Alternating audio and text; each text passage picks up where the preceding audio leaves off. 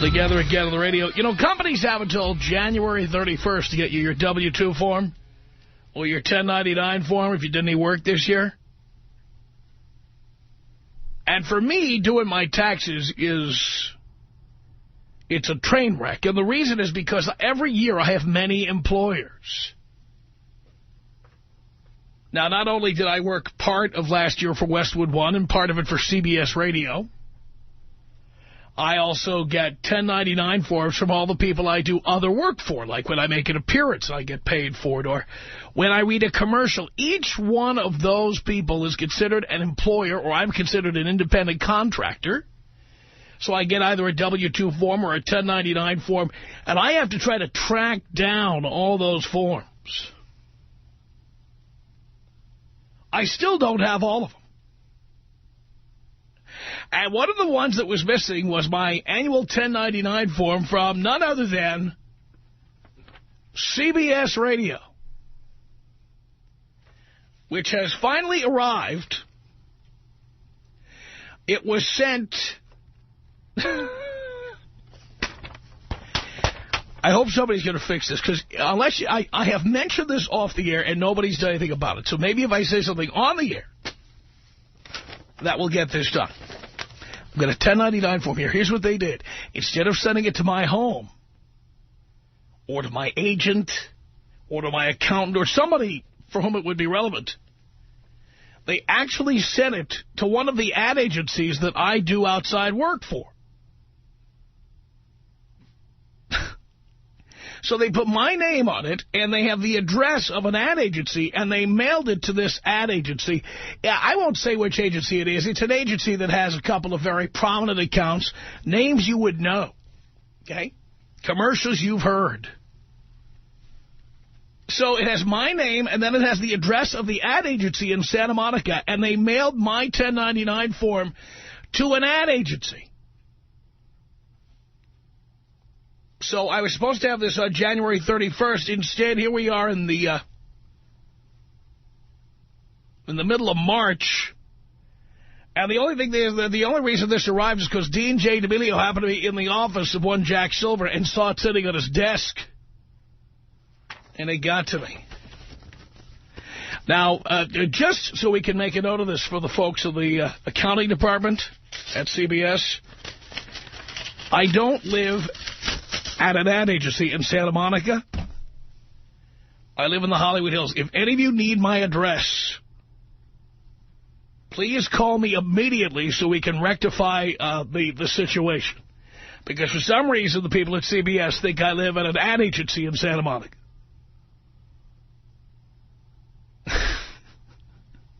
We're lucky this thing even came back. I mean, the people at CBS don't know that I don't work for an ad agency in Santa Monica. For Christ's sake, I work for CBS. So, one day it's the people of KFWB and KNX. The next day it's the accounting department. We're going to straighten this place out. We're working on it. We're straightening this stuff out. This is not my address. They did this last year, too. I wasn't even working for CBS yet. I was just doing, like, some commercials and stuff for CBS. And they sent my 1099 form last year. They sent it to the same ad agency.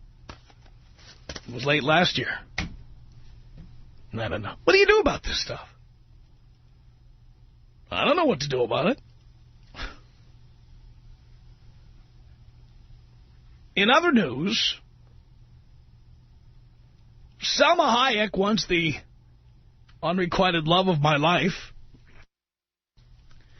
till she got married and looked like a sow when she got pregnant, says here that she is planning a huge party to celebrate her relationship with her partner. I thought she married this guy. I thought she did. Francois-Henri Pinault. That's his name. Planning a huge party to celebrate her relationship with him because she doubts they will ever marry.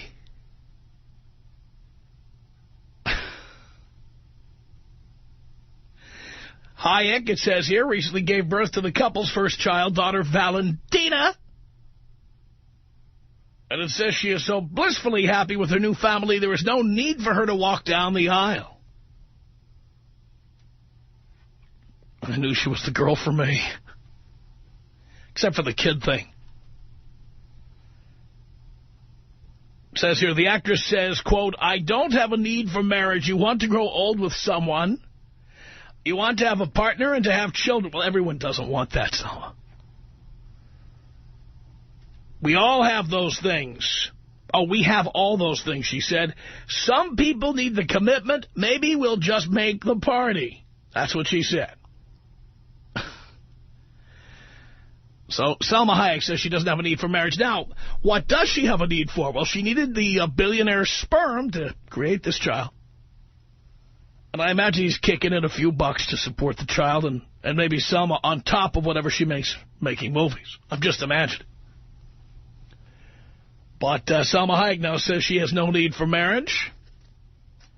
Tom Leykis made that statement a long time ago. I have no need for marriage. And as you can see, public opinion is mounting against marriage. I mean, Salma Hayek makes her own living. She does not need to be married to get money. Although marrying a billionaire means you're going to have even more money. That's what it would mean. But she says she doesn't need that. And I guess because she makes good living, that might be the reason. I don't know. But, you know, again, who needs marriage? Children. Children need marriage. Children benefit, I believe, at least in this country, from their parents being married to each other. By having one last name, no hyphen, please. By the way, some of those hyphenated children are now finding their way into adulthood.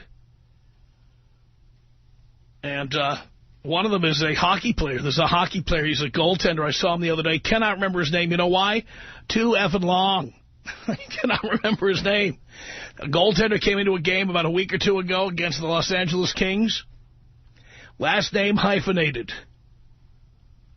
What happens when two hyphens marry each other? Where's that going to go?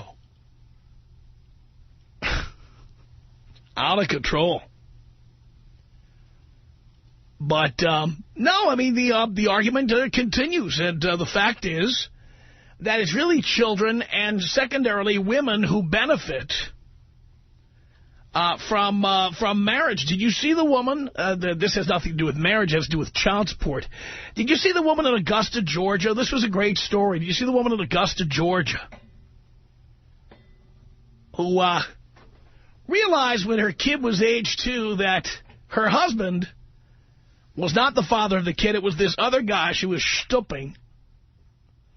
But the guy who was paying the child support was never informed that there might be some doubt about this. For years, he was not informed about this. And finally, somehow, I don't know how the argument came up. I saw this story. Somehow the argument came up and a DNA test was done and they found that, sure enough, the schlep, the schmuck who's been paying child support all these years to this woman, turns out he's not the father. Not only that, turns out upon another DNA test that the husband is the father. So I guess the husband had no idea that the wife was getting child support from this guy who thought he was the father, was told he was the father, and he's been paying without a DNA test all these years. So the judge in the case not only fixed the paternity so that the proper person is now the father, the judge in the case in Augusta, Georgia, actually made... How often do we hear this story? The woman and her husband now have to pay back about $19,000 in child support to this poor schmuck who's been paying under the belief that this is his kid. And that ought to be happening more often. You know, it really pisses me off that when guys find out they're not the father, after they've been lied to, believe the lie and then started paying. In 99.999% of the cases, And the judge at best will say, all right, you don't have to pay any more, but you're not getting any money back. It's like, why not? If that guy was lied to, if he was defrauded, why shouldn't he get every penny back? So in a man bites dog story, I mean, it made the news. In a man bites dog story, the guy in Augusta, Georgia, is actually supposedly going to be repaid about $19,000 that he's paid in child support over the years. And hopefully, finally, the worm is starting to turn.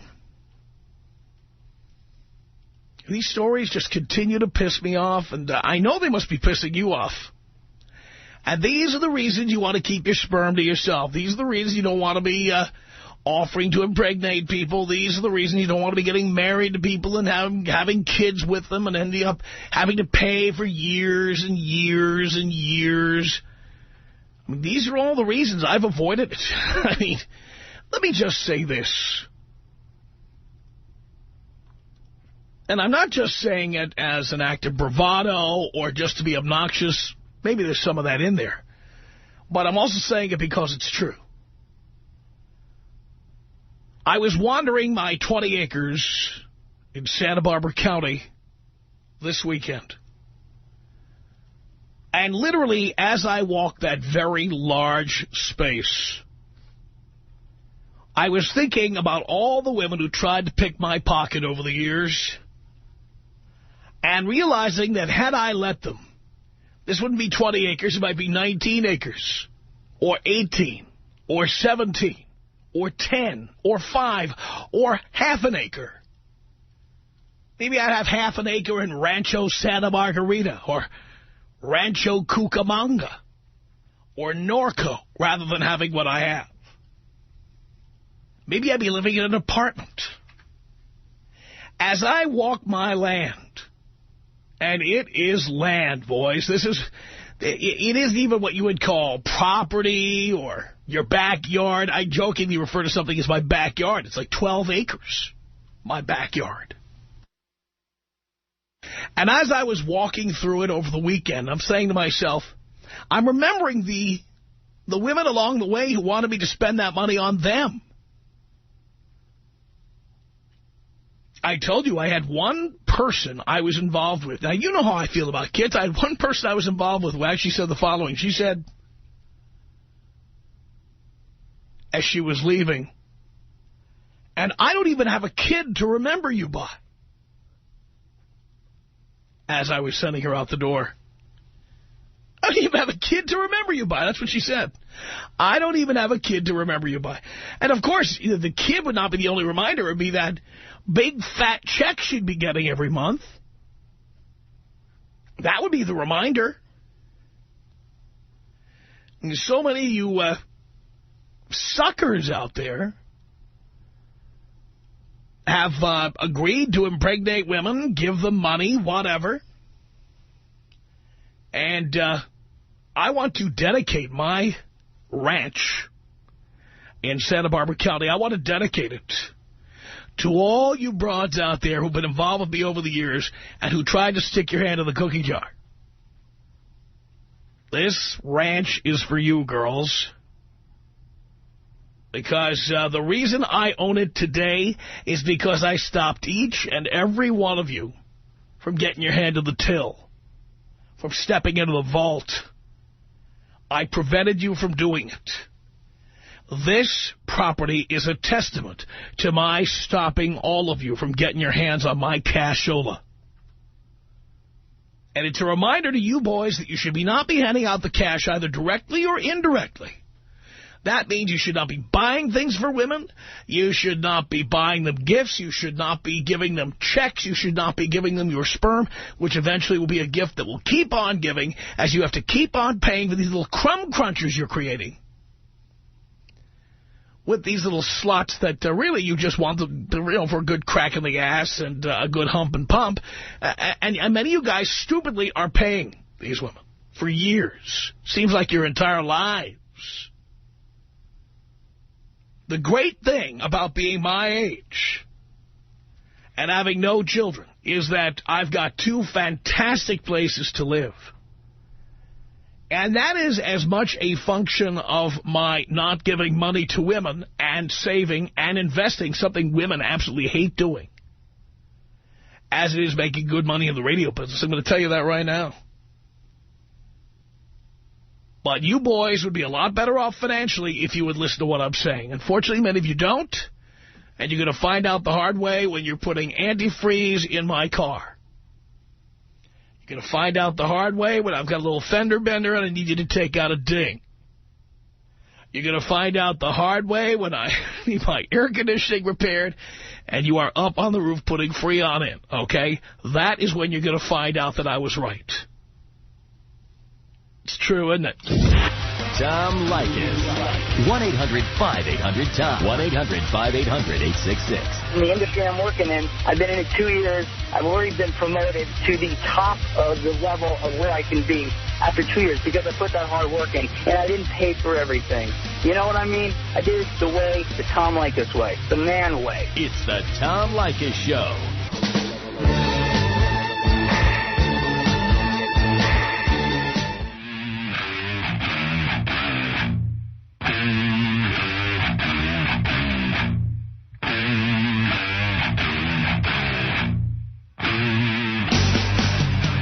The Tom Leykis Show. I was telling you this story. I'm not making it up. Here it is. This from a newspaper called the Augusta Chronicle. Judge David Roper said he felt badly for Kenneth Samuels when he learned the child he had fathered for 11 years wasn't his. Justice was also shortchanged, the judge said, because Mr. Samuels had been paying child support all of those years. Last month, Judge Roper ruled that Jamie Hope, the child's mother, and Oba Wallace, the child's biological father, would have to repay Mr. Samuels $14,460 in child support he had paid since 1997. It says here, such an order is unusual but not unique. It shouldn't be unique or unusual. It should be business as usual. Sandra Jarrett,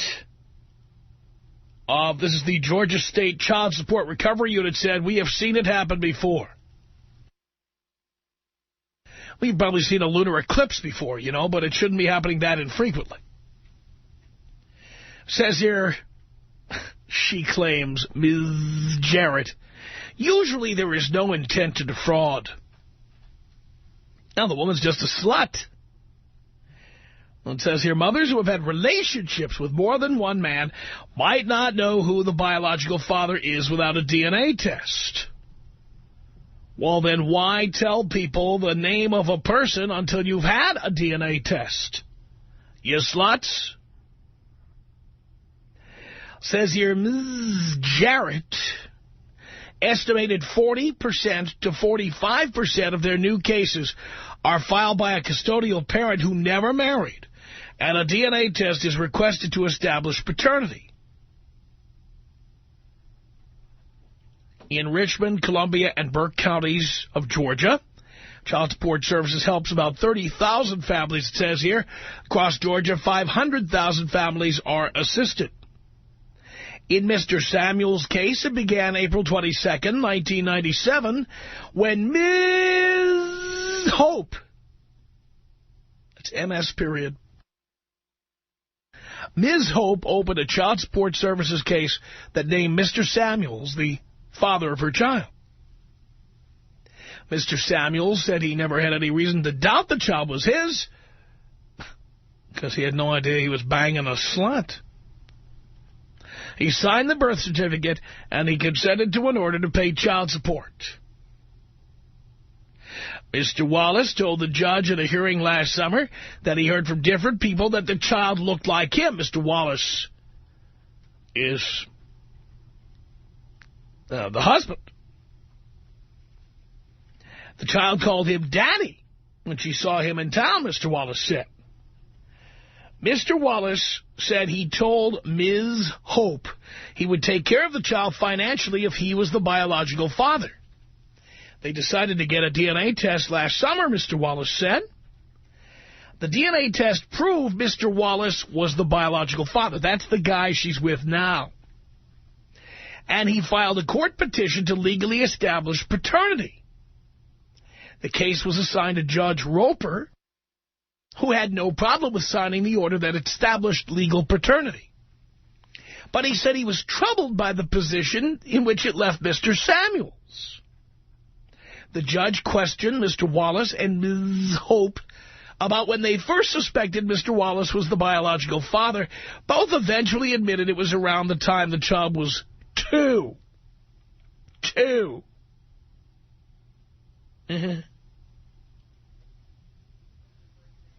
Kid is now practically a teenager. I've never heard of this gentleman until this year, and I never knew that she was seeing anyone else, Mr. Samuels told the judge last summer. How stupid was she to get the DNA test? Holy cow. Says here, Ms. Hope told the judge she wanted a paternity test in 1997 when the baby was born, but that Mr. Samuels declined. He denied that. Judge Roper told Ms. Hope, you swore that he was the father when you took out a child support action. He said he considered that action fraudulent. Yay! And ordered Ms. Hope to repay Mr. Samuels the $14,460 he had paid in child support payments. In February, Judge Roper ruled Mr. Wallace was liable to Mr. Samuels for the back child support, too. Judge Roper said in explaining his ruling that once paternity is established, a father can be required to pay back support to the time of birth. Since Mr. Wallace's paternity was established, he was responsible for the child support, not just now, but since the birth in 1997, and responsible for repaying Mr. Samuels. Yes. Ms. Jarrett, she's with the child support Nazis, said that when a child support case is opened, the man identified as the child's father can request a DNA test. Isn't that nice? If the test comes back negative, the case against that man is closed. If it is positive, then paternity is established and Child Support Services works to obtain a court order for child support. Of course, what it doesn't say here is that sometimes they don't try all that hard to find the guy or to inform him of what's going on. They just start garnishing his wages. Says here, and we're talking Georgia now, a man can also petition the court directly to request a legal determination of paternity, which is what Mr. Wallace did. Paternity establishes who is responsible for the financial support of a child. If a father also desires visitation rights, he must legitimize the child too, Judge Roper said.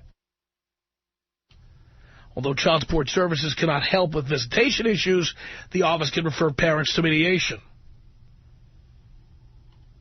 So you see here, finally, man bites dog, and a guy who has been paying child support because he has been defrauded is actually getting over $14,000 back. It doesn't happen this way. This is what ought to happen all the time, don't you think? Tom Leykis. 1-800-5800-TOM. 1-800-5800-866. This is my Sunday theory. It's delicious as soon as you get it. Leave it out in the sun for a few hours and see if you still want to eat it, because that's what happens to a hot chick over time, okay? It becomes a big mess, okay? It gets all over you. It's in your hair. It's a mess. It's on your clothes, and you don't know what to do about it anymore. You know, just throw everything away. Just don't do it. Just break. If you have a girlfriend that you feel like you love her so much, dump her.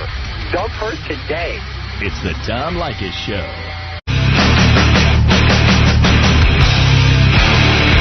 From Hollywood, the Tom Leykis Show at 1-800-5800-TOM.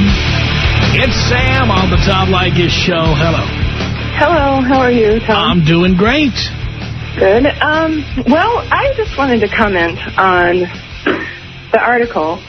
I think that Mr. Samuels is the biggest idiot in this whole matter because he was offered to take a DNA test in 1997, and then he didn't take it. Well, that's what she says. He says that's not true. Oh. Well, I just think I'm just a little floored. I can't believe that anybody would pay child support without doing that first.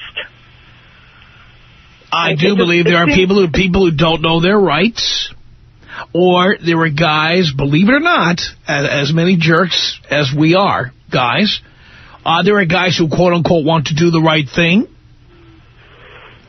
And so if a guy is told, you're the father of my kid, there are guys who just say, okay, tell me where to send the check. I don't know. I just think that that's really stupid. Well, I think it's stupid, but I also know there are people who don't even know who the vice president is, much less what their rights are in a legal situation like that. I know, but we've had the technology for at least since 1995, so... Yeah, but having technology doesn't mean everybody knows how it's used or that it's available or what their rights are. You know, you're assuming a lot. I don't know the IQs of the people involved here. Well, that's true. Let's face it. This child was born in 1997 and there's $14,000 worth of child support. I don't think we're talking about rich people. And I'm guessing we're not talking about bright people either. Well, I don't know. I haven't seen the people. I haven't spoken to them. But $1,400 a year is about $120 a month. Well, it just seems to me like, you know, it almost falls on the responsibility of the legal system to ensure this. Well, here's what I believe. You know, I believe you should. By the way, there's a state back east, and I can't remember if it's Kentucky or Tennessee. There's a state back east right now that is making it mandatory that before you put a man's name on a birth certificate, that you got DNA evidence that he's the father, or you can't put his name on there. That's the way it should be. That's the way it should be. That's the way it should be everywhere. But, of course, all of the poverty pimps out there and the child support Nazis, they want to make sure they keep their jobs, and one of the ways they keep their jobs is by chasing innocent people down and taking their paychecks. Well, maybe this woman didn't know who the father was at the beginning, and she was just trying Well, how about, instead of putting a man's name down, how about you say, I don't know who the father is? It could be any number of people. I guess so. But then you wouldn't get the monthly check. But that's my point, and the judge rightly pointed out that this was fraud. And you don't see judges saying that very often. Well, yeah, it is fraud. But it's done all the time, and women get away with it. Well, they shouldn't. It's just not fair. I have to also say to you, this is the first time I've ever called in, and I accidentally turned on the radio station and heard you, like, last year, and I was like, oh, my God, who is this guy? I just wanted to kick you in the teeth. I hated it. And then I kind of got hooked on it and started listening to it more and more, and you kind of make some sense. So I just have to say that.